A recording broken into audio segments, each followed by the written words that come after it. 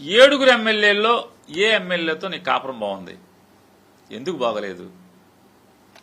తేడా ఇక్కడే కదా, కొట్టుడిగాడే కదా. తిరువూరులో ఏం జరుగుతుంది అంటే, మీ మంచం ఫ్రెండో కంచం ఫ్రెండోతో మీకున్న పలుకుబడిని ఉపయోగించి తిరువూరు ఎమ్మెల్యేని డమ్మింగ్ చేశారు. అతనికి ఏంటంటే మామూలుగా ఎవరికో ఏదో కొబ్బరికాయ దొరికితే కిందేసుకోవాలి మీదేసుకోవాలి తెలియని పరిస్థితులు ఆ ఎమ్మెల్యే ఉద్యోగం వస్తే అతను కిందేసుకుని మీదేసుకునే పరిస్థితి ఉంటే అది అవకాశంగా తీసుకుని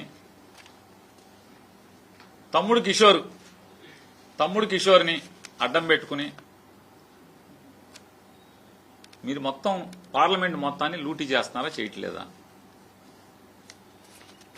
కట్లేరు నుంచి జేసీబీలు ప్రొక్లైన్లు 14 టైర్ల టిప్పర్లతో ఖమ్మంలోకి వెళ్ళిపోవట్లేదా? అంతా నీ ఫోటో అతికిచ్చే కదా. శివనాథ్ అలియాస్ చిన్ని గారు అక్కడితో ఆగట్లేదు కదా మీరు. అక్కడి నుంచి బూడిద ముందు పాపం మా దగ్గర నుంచి వచ్చిన షావుకారు చేసుకునేవాడు ఫుల్గా మొత్తం అంతా. ఆ షావుకారులో సగం వాటా తీసుకున్నారు కదా మీ కంచం ఫ్రెండ్తో మాట్లాడి. ఆ సగం వల్ల ఏదో వెనకటికి అరబ్ షేక్ గారు చలికి ఒంటికి తలకాయ పెట్టుకుంటాకిస్తే మొత్తం తోసినట్టుగా ఆ ఎమ్మెల్యేని తోసి చెన్నై కంపెనీకి ఇచ్చారా ఇవ్వలేదా? అదే కదా తగదప్పుడు. బూడిద వదలట్లా, కట్లేరు వదలట్లా, కేసర కింద ఉంటుంది ఏంటి దాన్ని ఏంటండి కాదండి ఏరండి మునేరు వదలట్లా, కృష్ణమ్మను వదలట్లా, అన్ని చెరపడతామే కదా మొత్తం. ఇప్పుడు దుర్గమ్మను కూడా వదలట్లేదు. ఇప్పుడు లాస్ట్ లో వస్తాడు.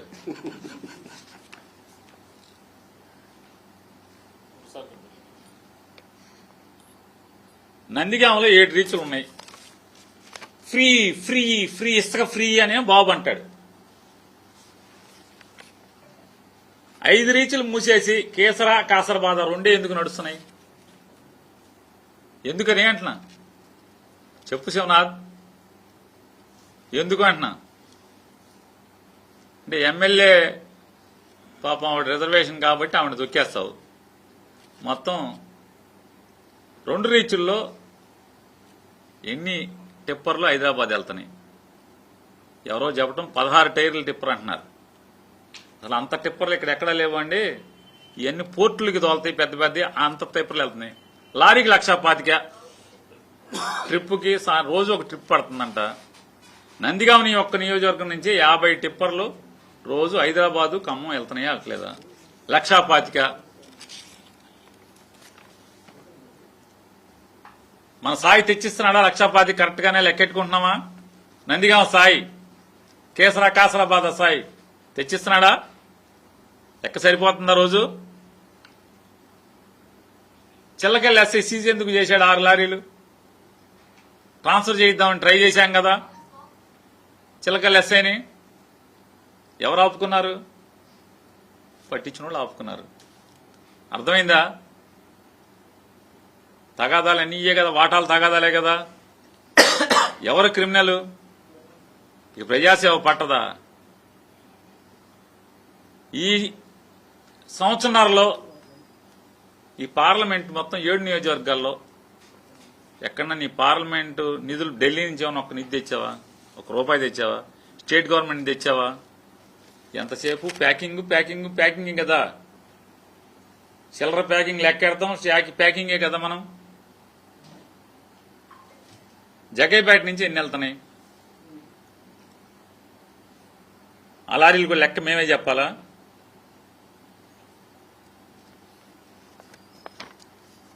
బూడిద కంచించెర్ల కేసర్ దగ్గర కంచెర్ల దగ్గర డంప్ ఉంది కదా. డంప్ ఎందుకు పట్టుకోరు? ఎంఆర్ఓ పట్టుకోరు, సబ్ కలెక్టర్ పట్టుకోరు, కలెక్టర్ పట్టుకోరు, జాయింట్ కలెక్టర్ పట్టుకోరు, ఎవరు పట్టుకోరు. ఎందుకని? ఆ గుట్ట ఏంటి అసలు మామూలుగా దాన్ని ఏమంటారు, గాంధీ కొండ అంత కొండ ఉంది కదా అక్కడ. పట్టుకోరు ఎవరో కంజర్ డంపుని. ఎందుకంటే లక్షాపాతికి మీరు మళ్ళీ వర్షాకాలంలో ఇబ్బంది కదా, కట్లేరు పొంగితే లేదా మునేరు పొంగితే పాలేరు పొంగితే కృష్ణానది పొంగితే వ్యాపారం కలెక్షన్ ఆగిపోద్ది. కాబట్టి రోజు కౌంటింగ్ మెషిన్కి పని చెప్పాలి. కాబట్టి కరెక్టే, మరి మెషిన్ కొన్నాక దానికి లెక్క పని చెప్పకపోతే డబ్బులు వేస్ట్ అయిపోతాయి కదా, నోట్లు లెక్కెడతాకి. అంటే దాదాపుగా రూరల్ నియోజకవర్గాల్లో అన్నిట్లో గ్రావెల్, క్రషర్లు, ఇసుక దేన్ని చెరబట్టకుండా వదలు, ఆఖరికి బూడిది కూడా వదలలేదు. ఎతగ్గానికి ఏంటా అసలు మామూలుగా ఆయనకి వెళ్తే ఎక్కడంటే బాగా బాధ. 4 నియోజకవర్గాలు నాకు మంచి సంపాదించినాయి, ఈ దిక్కుమాలిన బెజవాడ సిటీ నగరం మాత్రం నాకు ఏమి ఇవ్వట్లేదు అని చెప్పి ఆలోచించి మన బోసడికి పట్టాభి గారు మీరు కలిసి మంచి స్కెచ్ గీశారు. చివరికి ఎవరికైనా మా గొడుగుపేట వెంకటేశ్వరం బలైపోయాడు, ఆయన ఆస్తి వేసేశారు. మొదటి రోజు అంటే హైకోర్టులో ఒక జడ్జి గారు తీర్పు అమోఘంగా ఇచ్చాడు. ఈ పాపాలు చేయబాకండి రా బాబు, చట్టమే ఎండోమెంట్ చట్టం ఏం చెప్తుంది, హైకోర్టు తీర్పులు ఏం చెప్తున్నాయి, ఏ పరిస్థితిలో దేవుడి ఆస్తుల్ని అద్దెకిచ్చినా అమ్మినా వేలం పాట ద్వారా మాత్రమే అమ్మాలి తప్పితే బై నామినేషన్ ఇవ్వకూడదు అనేది ఎండోమెంట్ చట్టం చెప్తుంది, హైకోర్టు తీర్పులు చెప్తున్నాయి. ఆఖరికి నారా చంద్రబాబు నాయుడు గారు వచ్చిన తర్వాత ఆయన కూడా 2025లో ఒక జీవో ఇచ్చారు. ఆ జీవోలో కూడా లాభాపేక్ష లేని నయా పైసా లాభం రానటువంటి విద్యా నేర్పడానికి మాత్రమే నడిపేటువంటి విద్యా సంస్థలకు గాని లేదా ప్రజలకి నయా పైసా లాభం లేకుండా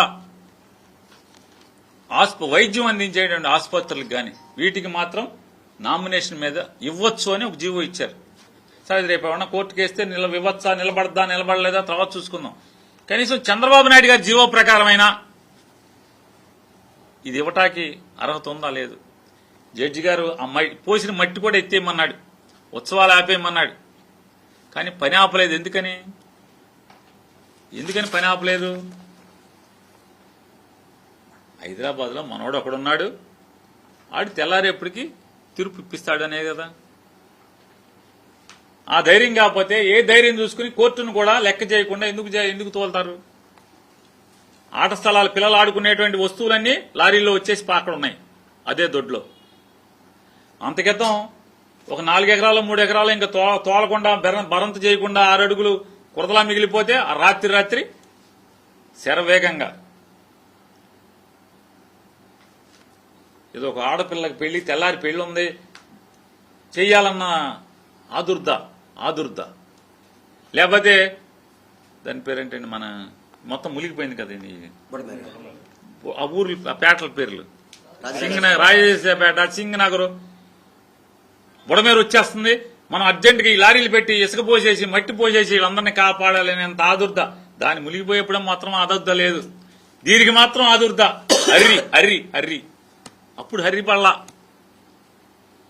పోనీ పక్కన ఇక్కడెక్కడో మన ఈ విష్ణు గారు ఆఫీస్ పక్కన ఈ దగ్గరలో ఎక్కడో విరోచనాలు చాలా మంది, ఒకళ్ళు 2 చనిపోయినారు, డయేరియా వచ్చి.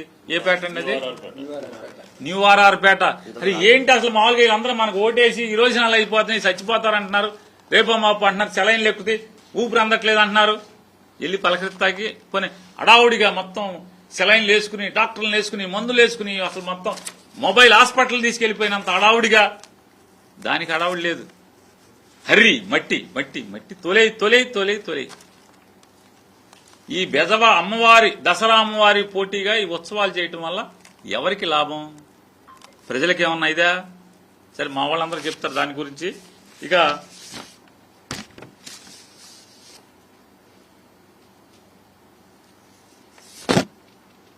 మీ భాగవతం, మీ వర్షా భూములు, రూపాయికే కోట్ల రూపాయలు విలువ చేసేటువంటి భూములు దొంగ కంపెనీలు పెట్టి ఎత్తేయటం, అంటే పార్లమెంటు పదవికి అంటే ఎంపీ అనేటువంటి ఒక ఉద్యోగానికి కొత్త నిర్వచనం చెప్పి ఎంపీ అంటే ఏమీ లేదు, మొత్తం పీకేసి లోపలేసుకోవటమే అని చెప్పాను కొత్త నిర్వచనాన్ని కేశినేని శివనాథ్ అనేటువంటి అలియాస్ చిన్ని ఈ సమాజానికి మరీ ప్రత్యేకించి బెజవాడ ప్రజలందరికీ పార్లమెంట్లో ఉన్న అందరికీ ఓహో ఎంపీ అయితే ఇంత గొప్పగా దోషేయచ్చనమాట, దేన్ని వదలకుండా రోజు రేషన్ బియ్యం మీద నెలకు 1.5 పెద్దిరెడ్డిని పెట్టుకుని చేసుకోవచ్చు. ఏదో రావు అనుకుంటా, చివరి రెడ్లంటే రెడ్డి అనుకుంటారు, ఇంటి పేరు రెడ్డి. ఎప్పుడు ఆఫీసులో ఉంటాడు, మీరు వెళ్తే తెలుస్తుంది. అట్లాగే నిన్న ప్రెస్ మీట్ అయ్యాక ఆయన ఘనంగా చెప్తున్నాడ, అస్సలు ఈ పేరు నాని గాని, అవినాష్ గాని, ఎల్లంపల్లి గాని, విష్ణు గాని నేను ఇప్పుడు దాకా అసలు దాన్ని దృష్టి పెట్టలేదు. అసలు ఈ ఉత్సవాలు అయిపోయి, రేపు ఈ గొల్లపూడిలో ఉత్సవాలు అయిపోయి, అసలు వీళ్ళ సంగతి తేల్చాను. ఏంటి నువ్వు తేల్చే, నువ్వు లెక్కెట్టుకో ముందు, లెక్కెట్టుకో ముందు ఈ పాపాలు ఇవన్నీ. బతికితే కనీసం అన్నయ్యలాగా, అన్నయ్య బతికాడు 10 ఏళ్లు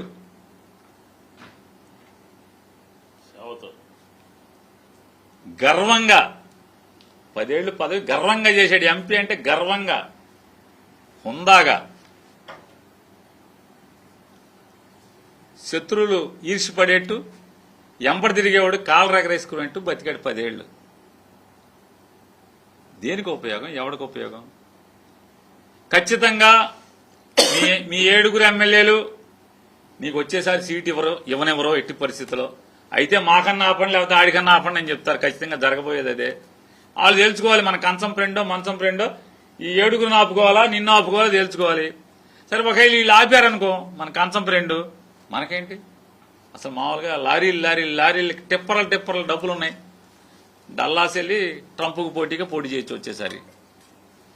అంత సొమ్ము సంపాదించావు కదా సంవత్సరాల్లోనే, ట్రంప్ మీద పోటీ చేయొచ్చు. డల్లాస్లో మనకి ఆస్తులు కూడా ఉండుంటాయి ఈ పాటికి. వెళ్ళి అక్కడ ఓటు చేర్చుకుని జాగ్రత్తగా. ఇప్పుడు ట్రంప్ కొత్తగా పెట్టాడు, నీకే సౌలభ్యం 42 కోట్లు కడితే సిటిజన్షిప్ ఇచ్చేస్తా అంటున్నాడు. కట్టే సిటిజన్ 42 కోట్లు పెద్ద లెక్కే ఉంది మనకి. మనకు ఒక వారం రోజుల సంపాదన. ఆ 42 కోట్లు కట్టేసేసి సిటిజన్షిప్ తెచ్చుకుని ట్రంప్ మీద పోటీ చేసేస్తే అంత స్తోమత సత్తా ఉంది. ఓటేస్తారా లేదు తర్వాత సంగతి. బతికితే కనీసం ఇప్పుడు కన్నా అన్నయ్యని చూసి పొగరుగా హుందాగా బతికితే, తర్వాత రేపు 7 కలిసి నీకు టికెట్ ఎగ్గొట్టించినా తర్వాత అరే మాకు మంచి ఎంపీ ఉండేవాడు అని ఒకడన్నా చెప్పుకుంటాడు. కనీసం మీ ఆఫీసులో గుమస్తాలో లేకపోతే టీఎంపీ ఇచ్చేవాడో వాళ్ళన్నా చెప్పుకుంటారు. పోనీ మా పాత వెళ్ళిపోయిన ఎంపీ బాగానే మంచోడే, కాకపోతే ఎమ్మెల్యేలే దొంగనాయుళ్ళు సీట్ ఆపిచ్చారని చెప్పుకుంటారు. హుందాగా బతకమని, హుందాగా మాట్లాడమని, బెజవాడ పార్లమెంటు కుర్చీకి ఉన్నటువంటి గౌరవాన్ని దిగజార్చకుండా కాపాడమని ఆయనకు చెప్తున్నాం.